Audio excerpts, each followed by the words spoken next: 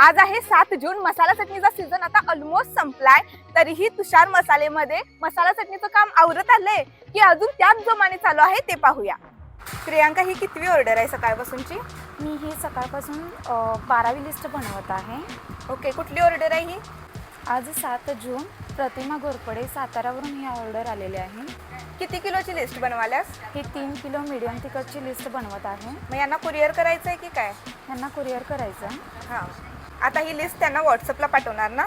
हो, आता ही लिस्ट त्यांना व्हॉट्सअपला पाठवणार. त्यांनी काही चेंजेस पाहिजे असेल तर चेंजेस करणार आणि त्यानुसार त्यांना मसाला चटणी बनवून कुरिअरने पाठवणार. ओके काकी, हा कसला मसाला काढायचा चालू आहे?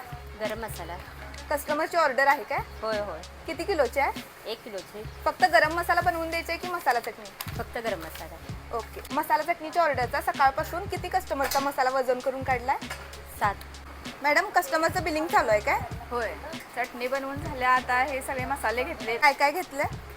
शेवया घेतले, शाबूचे पापड घेतले. हे खडे मसाले त्यांना खूप आवडलं, हे दालचिनी वगैरे म्हणून त्यांनी खरेदी केले. परत हे आपले मसाल्याचे पॅकेट्स, मालवणी मसाला, अंडा करी मसाला, पांढरा रस्सा मसाला, असे मसाल्याचे पॅकेट्स पण खरेदी केले. त्यांचं आता बिलिंग चालू आहे. चटणी बनवायला आलेले आणि आता चटणी बनवून निघालेत आता ते. काकी, काल तर केवढ्या मिरच्या होत्या, आज एवढ्याच? होय, वाढतील तशा ऑर्डरला घ्यायला चालूच आहेत. तर फक्त एवढ्याच मिरच्या शिल्लक आहेत. हा मिरच्यांचा शेवटचा लॉट आहे. मिरच्या वाळवून आपण स्टोअर करून ठेवत आहोत. फक्त 7 ते 8 दिवस तुम्हाला मिरच्यांपासून मसाला चटणी बनवून मिळू शकते. त्यामुळे लवकर घाई करा आणि तुमची पण ऑर्डर बुक करा.